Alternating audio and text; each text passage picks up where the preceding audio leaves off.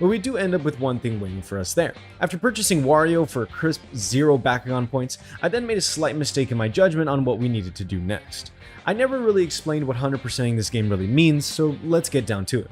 The first and obvious thing is to buy everything from the store. That includes the Bakugan themselves, the cards, and even upgrade every type of Bakugan to level 5. The next is to normally beat the story, but as well complete the park challenges. These only unlock after I beat the story, and here's where I made my mistake.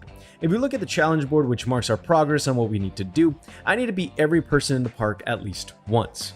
So after every tournament, which I'll get into a bit, a new character can be fought at the park. Me seeing that, I headed there immediately and would fight anybody that would show up at the moment. Now, it's not so much a terrible thing, as we do get a good amount of money, which we'll need a whole shitload of, but it is a big time waster for completing the story. Either way, if you're thinking about doing this, I don't really think it's as worth as you might deem it. For now though, I'll enter the first tournament of the game, which is all single battles. This was extremely easy, but does give me the opportunity to explain how the game works a little bit. We start off by playing a card of our choice on the field. These cards all have different effects for different attributes, but you mainly want to use the one that you have, obviously. The goal is to win 3 cards, whether they be yours or the enemy's. We can win these cards in one of 2 ways. Double stands, which means getting 2 back on the same card, or by battling. Double stands is basically the pussy's way out of most battles, so you can expect to see me use this somewhat frequently in the later stages. One downfall of it though is the smaller amount of money you get, which in case I need to remind you, we need a lot of. For battling, it's also super simple. You land on the same card as an enemy, the goal is to have more power than the other one, and you play against them at a random pool of 3 minigames. My favorite out of the 3 is the timing battle, since it lets me sit on my lazy ass as I play, but as well, it's just the most responsive. The shooting isn't too bad, but good lord, sometimes it's just very set on letting your enemies win.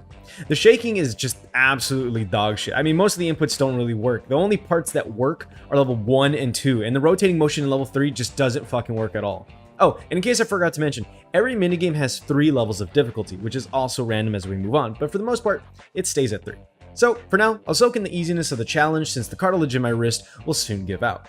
Alright, I hope that sums it up for you. I'm sorry if you got really bored with that explanation, but it's very necessary to understand my anger with all this.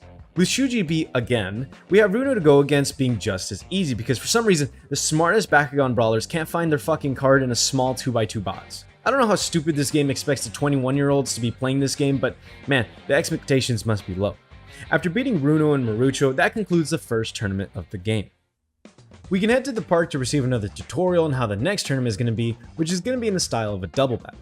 There isn't anything crazy about this change. All that happens is we get another teammate and an extra person to go against, and it usually goes by a bit faster if your teammate wins his battles.